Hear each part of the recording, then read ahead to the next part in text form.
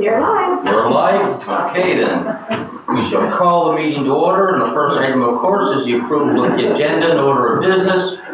And what I have for changes are the appointment at 9:15, Lloyd Robbins is not coming. And we have one in-camera matter. And that's it for me.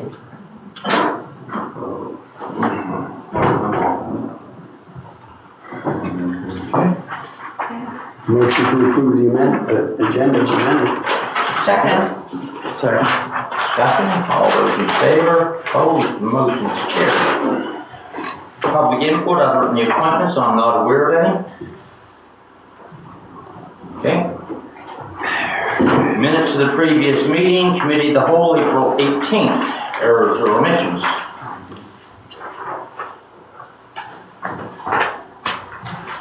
How will we approve the minutes? Discussion, all those in favor, opposed, motion's carried. And our 9:45 appointment, they're not all here yet, so we'll just move on to the budget.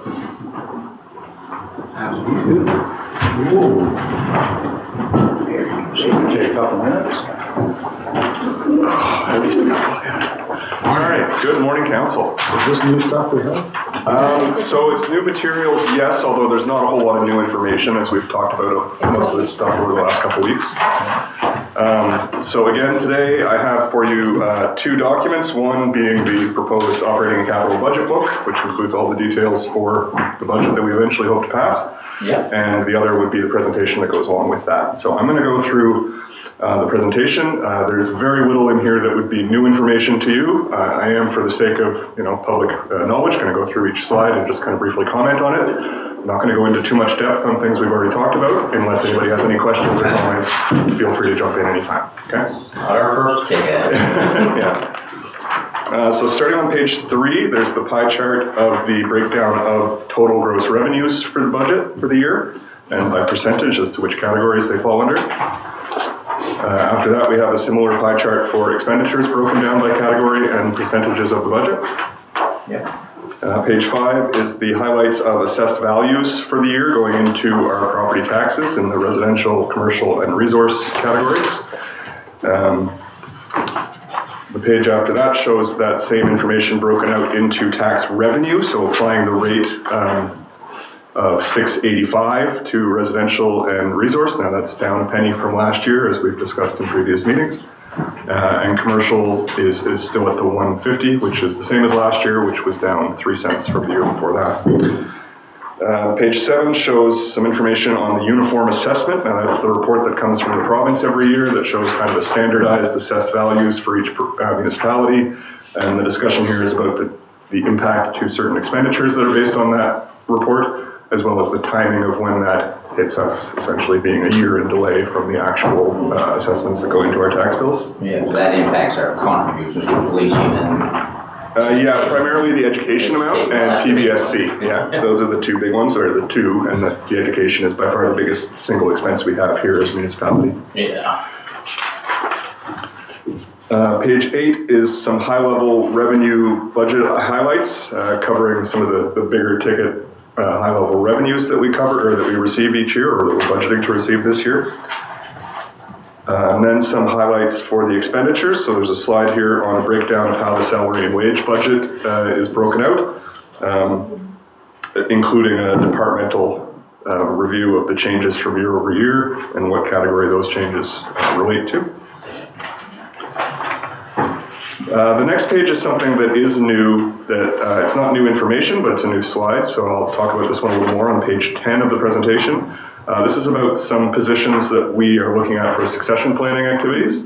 The first one is a procurement officer. So this would be a change from the current position. The person who does our procurement work is coming near to retirement. They currently work on procurement, records management, and freedom of information requests. So what we are proposing here, due to that upcoming retirement, as well as an increase in demand on procurement function, is to transfer that position once they've retired to a full-time procurement officer position. And given the current high demand in procurement, as well as to allow for a lot of overlap and knowledge transfer. We're proposing to create that new position as soon as possible, hire somebody into that role, have some overlap between the current and the future, and to fund that overlap from reserves for the temporary period of overlap for this year. Going forward, this will actually be a downward impact on the budget, as it will likely be a lower level position than the one that the current employee holds. The other one is a heavy equipment operator and mechanic. So that's to provide backup and coverage for the current operational needs out at the landfill and all their heavy equipment needs out there. So to ensure appropriate succession planning for the person who's currently the heavy equipment mechanic out there. This one would be funded from landfill revenue. So, and the estimated cost for each of those for the current year is between 50 and 70 grand. Neither of these positions will impact the general tax rate in the current year. And you will see RFDs for going forward with those hiring processes before we go out with that. Page 11 is the high-level expenditures highlights. So we've got the school board contributions, which we discussed briefly with the uniform assessment, the RCMP insurance premiums and reserve transfers. Nothing here is all that new. The next page, 12. Some more highlights for expenditures. This is a summary of all the grants budgeted for the current year. We talked about that quite a bit. And I'm sure we will again. Well, The next page is about asset retirement obligations. So that's the new accounting standard that came into play last year that required us to recognize a liability for the long-term costs of retiring certain assets with specific obligations. And this is about the recommendation to fund that existing liability from reserves, as well as to fund it in an ongoing manner going forward from the budget. Page 14 is where we start to get into the 24-25 capital budget. I've added one piece to this slide here based on a previous discussion, and that was to add in $30,000 of design work for the extension on the New Ross sidewalk out to the fairgrounds. So that was based on discussions with council to make sure that we were capturing all the projects that had been previously included and then dropped from the ICIP active transportation list. And that is to have the design work done so that we could have some shovel-ready projects similar to the Chester Commons Road sidewalk design work. That's the sidewalk nowhere, right? The next handful of slides are... Sorry, I wasn't even clear on that. Well, I think I recall that discussion was the sidewalk to nowhere. So I just wanted to make sure I heard correctly. Yeah, oh yes, you did. Thank you. Sorry, Jim. okay, move on. The next handful of slides are all individual new capital projects that you would have had presentations to you made 2 weeks ago when this was brought, or 2 weeks ago, yes.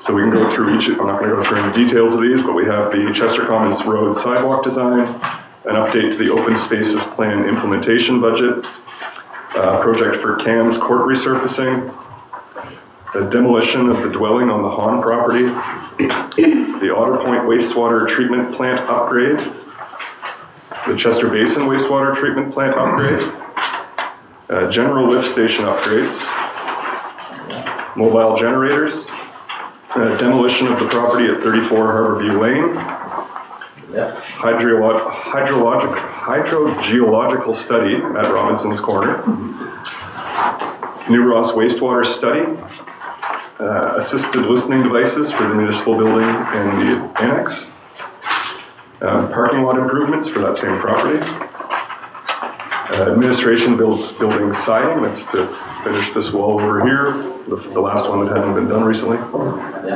community wells work, and the emergency exit swing gate on Middle River Road. Following that, there's a page each for each department, giving high-level details of the budget change year to year for each of the programs within each department, starting with corporate and strategic management. I know you've already been presented the information on these, so I'm not going to go through any of the details unless anybody has any specific questions. So please just pipe up if you have something to ask. I have a question. On this one? Well, I'm not sure. I think we are. Yeah, planning. That would be in the next one, but yeah. Sure.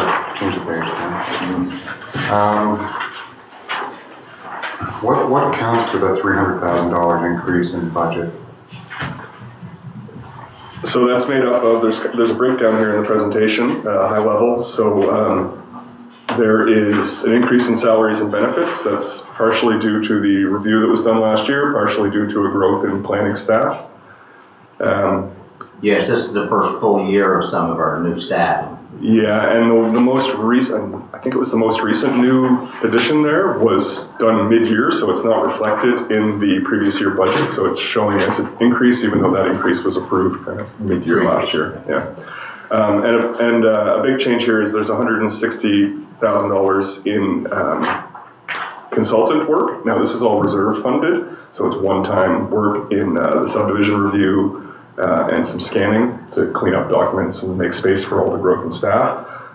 This table here in the presentation does not show the reserve contributions and draws, except for down at the bottom on a departmental total. I noticed scanning is a big project that we're undertaking next year, and it shows up in a bunch of places, I think. So the idea is we're going to gather this stuff up and send it out, is that? So I haven't been directly involved in that, but my understanding is that we're bringing in outside assistance to go through just the massive amounts of paper documents we have taking up space in the offices, going through scanning them all, making sure they're all filed appropriately in our document management system. That way we can move those paper documents away and make the space in the office for people who actually... I understand the purpose of it, but it's, I think, broken up between each departmental budget. So what is the global cost of this project? I think it's in two budgets. So it's in the planning budget as well as in corporate strategic management. All right. And the estimate was $30,000 in the corporate strategic management, which was based on the quote received for the planning project that's already underway. The total cost I think it's around $30,000, so times 2 is $60,000. I think it's 60 is just within the planning budget, and then 30 would be within... 30 is... Yeah, so it's 90 is the total expected cost for this year. Okay. Yeah. 100,000. And again, this is something we're outsourcing. We're just Yes. giving this to some other outside. Yes, it will involve internal resources in terms of getting it ready to be outsourced. And then we ship it in boxes, and then they do the actual scanning. Is that the most cost-effective way of doing it? I mean, look, it seems like it's a pretty low-level task, and you could just sit in the corner scanning documents. I'm not here to talk about operational things too much, but it just seems kind of like that's probably how I would handle it if I had a document problem at my place. It's been on the books for years, like in terms of this as being a project, and the boxes just keep kind of piling up in terms of trying to get people to do it on the side of their desks. Well, I'm not asking that. Resource-wise, it hasn't been able to be done. Hire temporary people to do this sort of thing. I mean, you don't need a detailed knowledge of our operations to do that. It just seems like kind of like a expensive way to do it. There is some knowledge required in terms of the AMAN system in Laserfiche, but that would be the direction that would need to be received from our internal staff.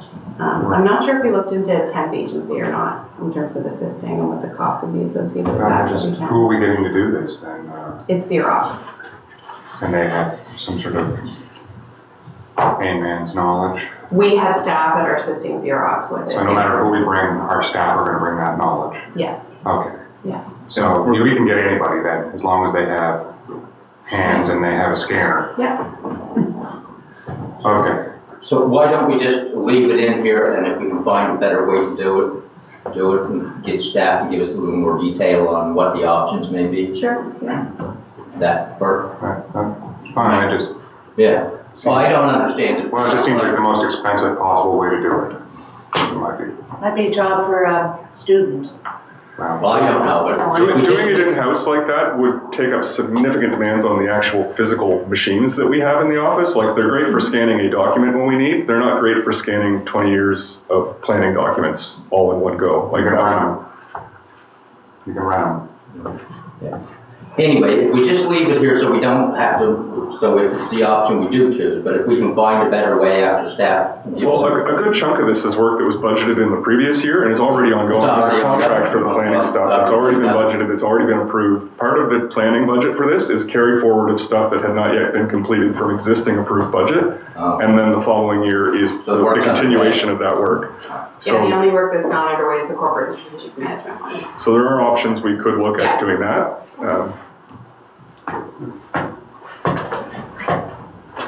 Okay, Okay, so now we're in community development and recreation. If there's any other questions around that department or programs within it.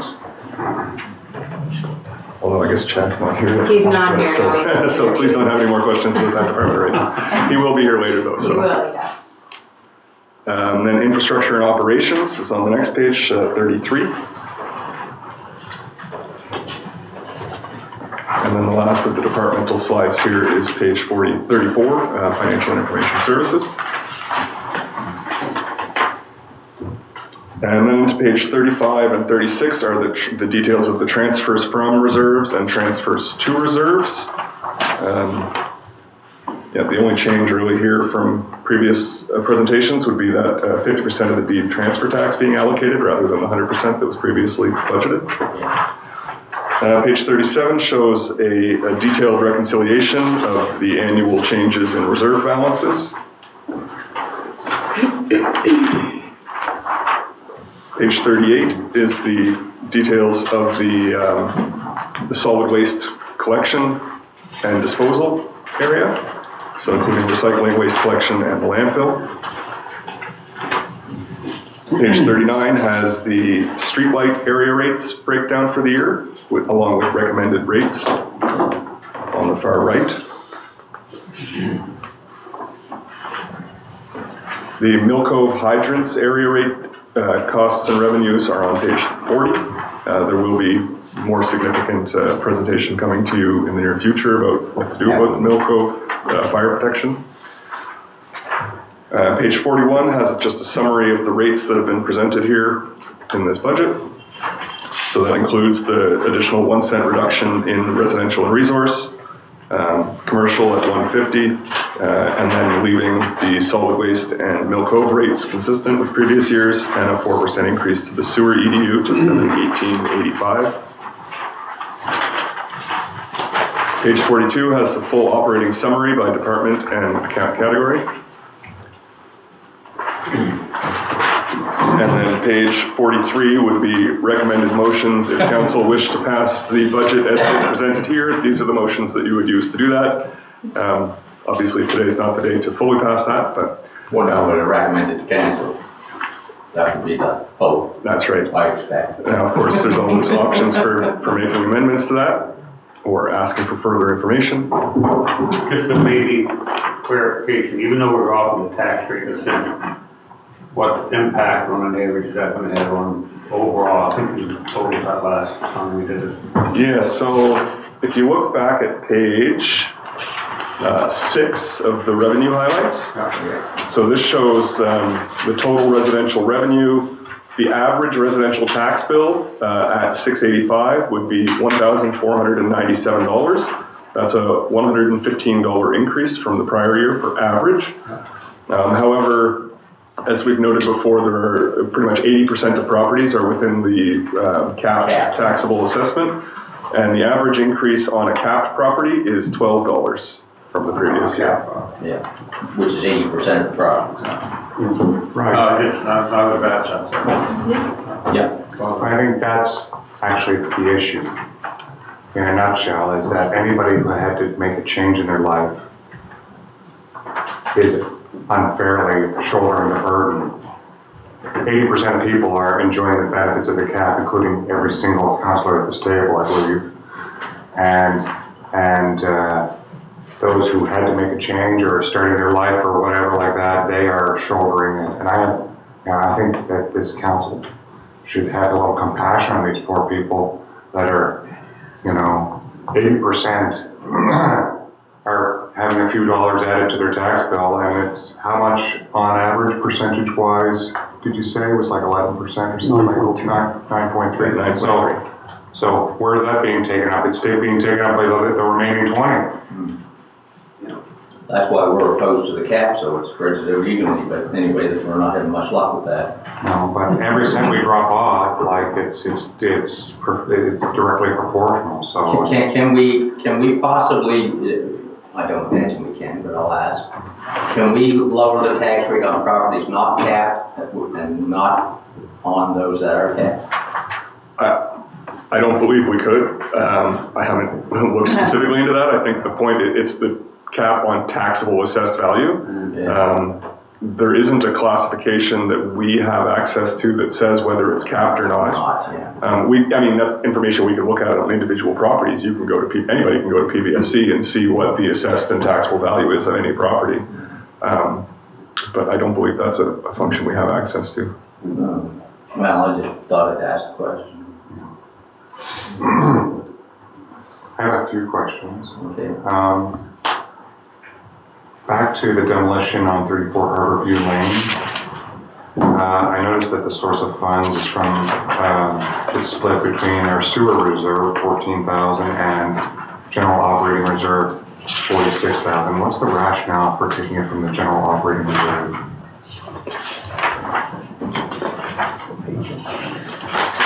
This is last week. Okay. Sorry, yeah, that was updated since the last time you saw this presentation. The current one shows the sewer ARO, which we talked about, funding that asset retirement obligation. And of course, this portion of that ARO is proposed to be funded from the sewer reserve. So in essence, this is 100% funded from sewer reserve. Yeah, that was an error on the previous presentation. Well, that's all I had to support for. Good question. Have you found the one error in my last presentation? I have to do my homework. Just so you know to read it. I want to talk about the economic development again. I think I raised it last time. We have 37, I think. I'm going by memory, I can't find it in my notes. Towards basically promotion of our Kaiser Meadow Eco Park again. And I don't have the exact figures on how much we have spent to date on trying to promote this park. So it's been in existence. I think it was the brainchild of which CIO was it, Daryl House? Yeah. And there's been subdivisions, topographic surveys, wetlands inventories, various promotions. We probably, by my estimation, spent to date, I'm going to guess between $600,000 and $800,000 promoting this park. So first question for council is, one, what is the objective here? What it is that we're trying to do with this? And second question, at what point do you decide that nobody wants our land out there? And it's not worth it. If this were a private sector business, at what point would you have thrown the towel in and said, you know what, I'm going to invest my money elsewhere? We continue to fire money every year, another 30, 40,000 more, less studies, promotion. For what? So that we can put up, someday we'll be able to put up a metal building there and 5 people will work there maybe? Is that what we want? Is that the goal? I'm not sure what it is that we're even trying to achieve with all of this effort and work and promotion. Could somebody please explain it to me why we should put another $37,000 into this park that nobody wants? Nobody. We're coming up on 20 years trying to I promote can this. tell you what we want, but I can't tell you what we've accomplished. That I can't. Well, no, I don't think anybody can. If you'd like, Brian can speak to some of the inquiries we've received. I could care less about some person that maybe wants to kick the can a little bit. Where's the buildings? Well, let's hear Brian. Let's All right, tell me all about it. Tell me that this is suddenly it's going to be a big surge of interest. To preface it too, I can't remember how long we've been actually promoting it. There have been a number of studies done and that would have costed a fair amount of money. Why don't we start with what it is that we're trying to achieve? I'd love to know that because I don't even know. And I've been here for 10 plus years. We're trying to get people to invest out there and do something, but let her finish first. So we've only started spending money on the actual promotion of the park in the last few years. And industrial land is traditionally very hard to sell because it's a niche market. It takes many, many years. Like Mount Uniacke, they started promoting it in the 70s. And they are in phase 5, I think now, but it does take a number of years to sell the land. Why would we sell it? It's land that we have that has economic value in terms of industrial development. Industrial land is in shortage in the city. It's well priced. We have received a number of inquiries, and it does take time for it to actually sell, but Brian, I can hand it over to you for that information. Yeah, sure. And just to clarify the numbers, and because it will give you a little bit more ammunition potentially, but I'm going to do it anyway because I want to make sure that the numbers are correct. So we have in the budget for the coming year $66,800 for marketing and promotion for Kaiser Meadow. Awesome. Of that, $45,000 is for signage. So basically to install signs on the 103 and to install signs at the site itself. So of the remaining amount, we have approximately just over $20,000 for promotion and marketing of the actual land that we would be selling. We have received, even in the last month, about 5 different inquiries about the potential to purchase land out at Kaiser Meadow. Some are of varying quality that we don't necessarily believe will move forward, but others we do.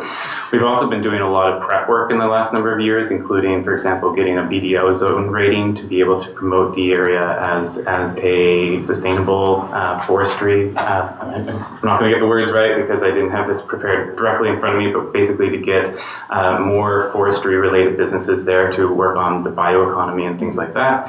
We've also been working with Invest Nova Scotia to look at how we can generate leads both internationally and within the country as well. So to Aaron's point, these things do take often a number of years to bear fruit. So what we've done is we've tried to make sure that we have the sites ready to go so that when those things do come forward, we have a site that is, if anybody looks at the industrial lands in Halifax, for example, they have auctions and bids waiting for their industrial land. We're not expecting to get there, but as people are priced out of that location, we are well positioned to be able to take that. So to your point, yes, it's more expensive in the coming year. Most of that is signage, and we have about $20,000 a year that we do on actual promotion. I guess when you refer to other industrial parks like Mount Uniacke, it's right next to a highway, which is also right next to HRM. We are in the middle of nowhere. We're not close to anything. And Thanks, wondering. and some of these so-called, inquiries or whatever, like these are generally people that haven't ever gone there. Like people calling and asking if it's suitable, they want to buy the whole thing because they want to put housing in there. Well, okey-doke. I don't see that as value. That's not going to happen. I mean, I just, the whole thing seems pretty harebrained, and we've spent so much time and money on this. Like 10 years ago, I was trying to promote the idea here at this table of building out a light industrial park closer to the village, or the highway at least, and I couldn't get any traction with this council at that time. That council at the time. To do that, well, eventually we bought for $100,000 a piece of swampland somewhere that didn't pan out. And I just like, how much money are we going to throw at this thing until we decide, like, how long do you do this? Like, do we actually have, like, okay, we're going to spend another $200,000 after that, that's it. Like any private sector business would have like a cap, and at some point it's like, you know what, we've invested enough. What's that point? Are we there yet? When do we get there? Like 2 years? 5 years? Should we promote it for 30 years? How many hundreds of thousands should we spend promoting this park that nobody wants? Do you believe you'll be successful in any way with any of the people who are making inquiries at the moment? I wouldn't want to, and I wouldn't want to mention. We have a mix of local, provincial, and international inquiries. I would guess the local ones are fairly likely to pan out. The more international, the longer it takes, and it's based on a number of other factors that are obviously beyond our control. But the point remains is that yes, there would obviously come a time where you have to, I would say we evaluate this on an annual basis and determine whether or not it's something that's worthwhile continuing. But it's something that we, to Aaron's point, have just We just started. got that provincial status or whatever, Yeah. didn't we? The BDO zone. Yeah, we just went through all that. And council also approved the hiring a commercial realtor, which could cut down on our promotional costs because they will only get paid if they sell. Yeah. So we could reduce our promotion, like right now we advertise on Viewpoint and on Nova Scotia, just those two locations. And so we could cut down on those once we get the commercial realtor in place. To date, I don't know that we've ever really had an honest, heartfelt discussion about when's it enough at this table. Ever. It's always just more. Put more. You know, and here we are in another budget. Like, when do we have that discussion? Another 70 grand. I mean, we're trying to create jobs and We can't fill the jobs that we have here without driving into the dump. You know, I just don't know what problem we're trying to overcome with all this expenditure. You know, maybe it made sense back in 2008 or whenever, 2005 or whenever it is that this was conceived of, but Have we not sold a couple of lots up there? We sold 4 acres last year. Right. Mhm. And is anything happening on that 4 acres or did anything? Yep. They're working on it. They're not open yet, but it's, the company's called Full Circle Environmental Solutions. So they're working at getting their business off the ground. So how many people will be working there, do we know? They estimated hiring, going through the immigration process and hiring, well, they said a couple hundred at the time I spoke to them, but that was a little while ago. So I'm not sure if that's still the number of staff, but they were looking at hiring quite a few. And where are these people going to live? at the dump, we're gonna be building houses out there. No, it's not residential. Houses there. No, these are good questions Andre is asking, and I think it hasn't been discussed in my 3 years on council. I mean, it's something that's always been there, but we've never had a discussion that I remember, I think I'd remember. But I think it's a good discussion to have. I mean, Andre, you're always a supporter of industrial park, industrial development. Is it just because it's the wrong location? Well, I just think that, I see the people that we have in our businesses, that with the kind of businesses we generally have here. Forget about outside, but, they're folks that need to put, dump trucks and heavy equipment, or they need to put, like, false work stuff or stuff for erecting cranes, and, they need that kind of, there's no place for that here. If you want to build that kind of thing, you have to build it next to somebody's house. We don't have anything like that, and we refuse to invest in that. We refuse. But we will throw money after money at this industrial park out by the landfill, and it's like, why? What problem are we trying to overcome with this? Well, I think Aaron answered some of that. I don't think it's a problem we're trying to overcome. I think it's something we're trying to promote. Yeah. It was a long-term thing, and I know Aaron, you worked and told it would be phased over time, and I don't think my expectations weren't something happened quick, but it was a long-term project, and it was from other countries, from Nova Scotia, and it was, we have all this land out there. One big development makes a big difference. Yeah. Anyway, The sustained development, which we keep hearing is going to take off one of these days, that's out there, is it not? Yes, it is. So that's another business that's potentially, Because they're still employing people, whether or not they're whatever, and they're still paying taxes. so is it just those two that are there? Right now, yeah. Yeah. And we just made it, I don't know where we are with that wind farm piece, but that's, And one of the concerns I think potential investors had is not service land, as opposed to some of the parks that you're referring to. Yeah. Uniac and the city are all service. Mount Uniac is not. No, Uniac is not serviced. So we would be targeting those types of developments and businesses that would not require the service. Yeah. and places that aren't particularly suitable for, Yeah, no, I get it. I don't really think it's in the middle of nowhere. But I think that's Andre speak, and I get that. Well, where is the middle of nowhere then? Well, Maybe you pass it on the way there. calm in the middle of nowhere could be a good thing. Well, that's- That was my next point. Yeah, they come to the valley, they come from the store, so it's sort If we of. want some of this heavy stuff, maybe we want it in the middle of You nowhere. want it. You're not gonna put it around Chester, people go crazy.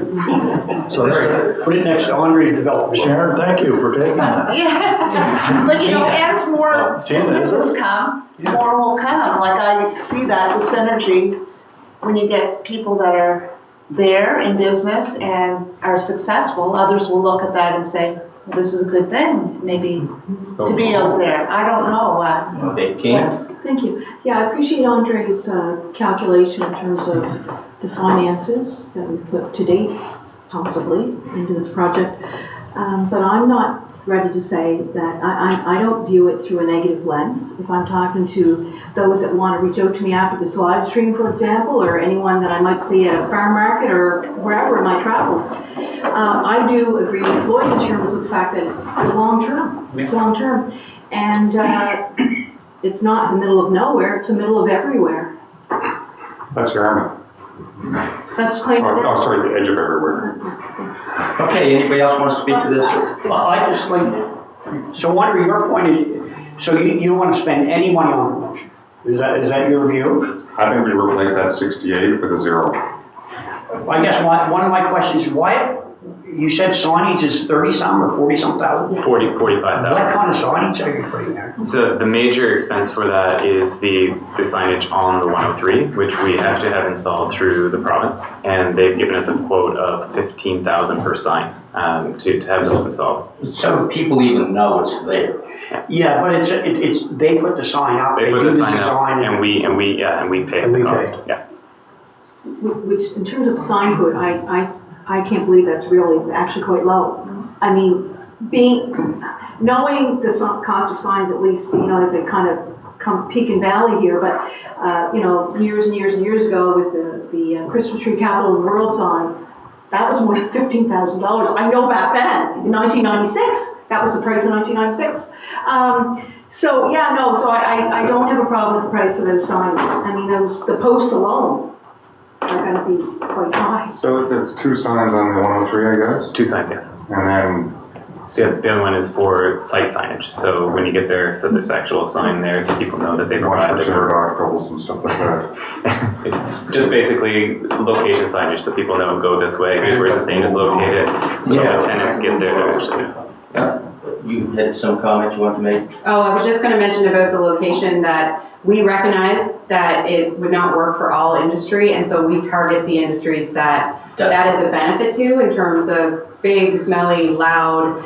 They don't want any resident conflict, right? So there's no residential development around. I understand the underlying philosophy of what led us to this project, but it was like, we have never done a soul searching exercise to say, at what point, nobody wants our land. You know, at some point when you're selling something and you put it on Facebook Marketplace and you list it for whatever, $10, nobody messages you. Maybe nobody wants your thing. Yeah. Derek?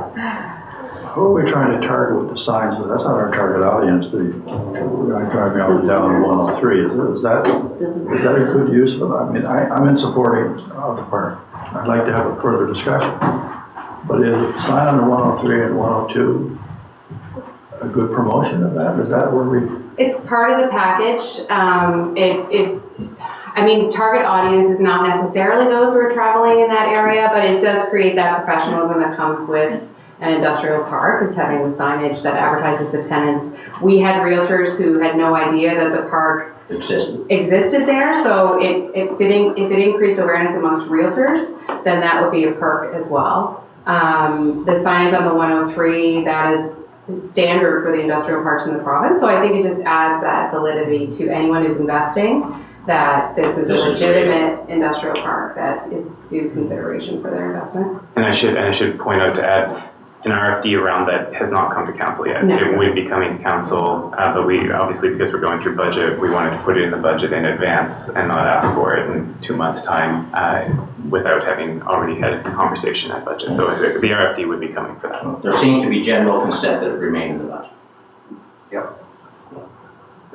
but I think also We can have a larger We need discussion to have a about fulsome discussion on how we move forward and the all vision that. going forward. Agreed. And then give you time to prepare for it. Absolutely. Yeah, not put you on the spot. I don't mind one little bit. Okay, other questions on the budget before we move on? Good discussion, Andrea. Oh, it's always good. Oh, I have one question about the solid waste. What's this side-by-side? What's that all about? It's an ATV. I know what it is. What's that all about? In the old days, I think we just used our wore-out trucks. Why do we need to buy a side-by-side? What are you doing? Are you doom hopping? So that is, so they have one out there already as part of their standard equipment, and they're proposing that that they actually don't need as many of the full-size trucks, so when the next one needs to be life cycled, they're suggesting replacing that with a more all-terrain vehicle that can give them easier access at a cheaper cost. That's a That makes sense. You need to buy a brand new truck to draw around a landfill? Well, there's life cycle, they have what, 5 trucks, they have more than 5 trucks, but like The next one that we're not gonna replace. right, that's the proposal for that I ATV. thought that was the place where we took our wore-out trucks, and then they drove those around. Well, they wear them again sometime. Then you just leave them there. They're already at the landfill. Right, and when they're not useful anymore. Around. That's actually a proposal to reduce the capital needs of the landfill. That's it, for anyone who's questioning, this is in reference to the 25-26 capital budget item you're looking at on the back page there. Yeah, right, so that's not for this year's budget, that's proposed for next year's. Okay. And it is proposal to replace an existing pickup truck with a cheaper, more versatile option. Any other questions on the budget? So is somebody prepared to move that we recommend to council? Because we've had a lot of discussions about this. Discussion? All those in favor? Opposed, motion's carried. Good job, Tim. Thank you, council.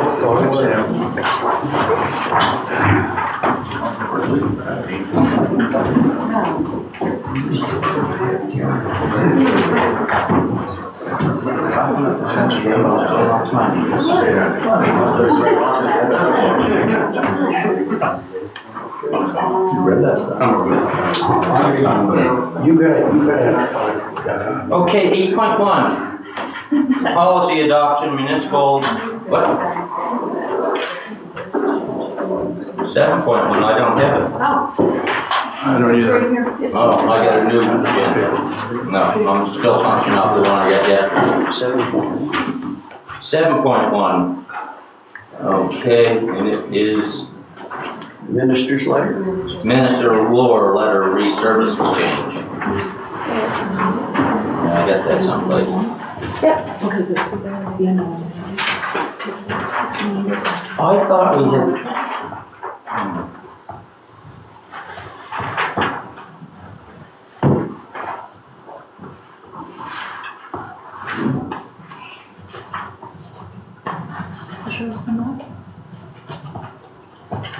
Didn't come up. Doesn't come up. No. It doesn't come up. What's this? You got it?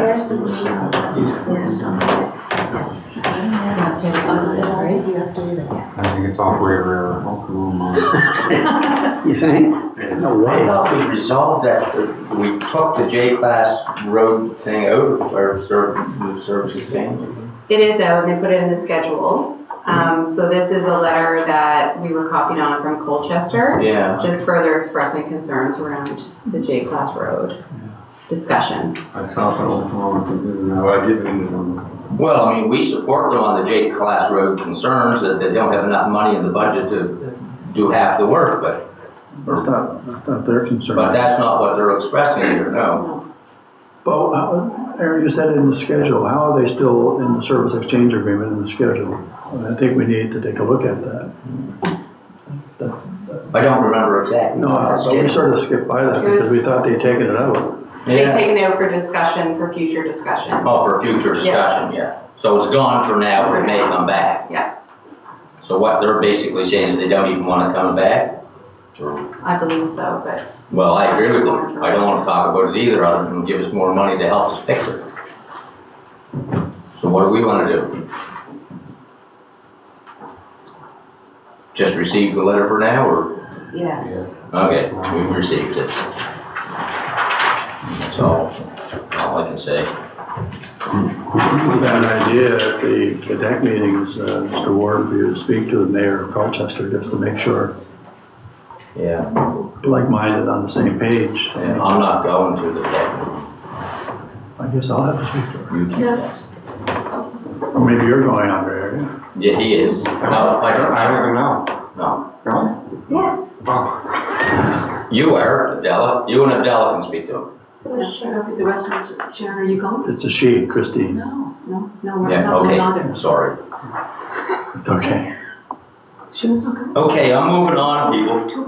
To 8.1, policy adoption, municipal election policy draft review, and we've done that. haven't we? Yes, so in February, staff brought forward some options for council's consideration when it came to developing a municipal election policy.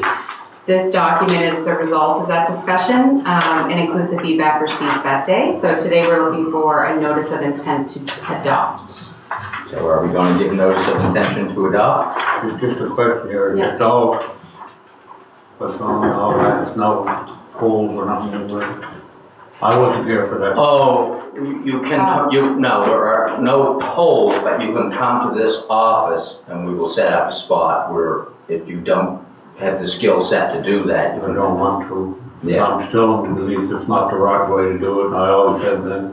I just think it can be flawed, so I don't support it. What's I that? never did. So that's on the election. This This here policy is the is policy on on how we behave as we're. for incumbent councillors, yes. Okay, this is. Yeah, so this discusses a Okay. restriction on the expenditure of district funds from the nomination day to swearing Oh, this is on me.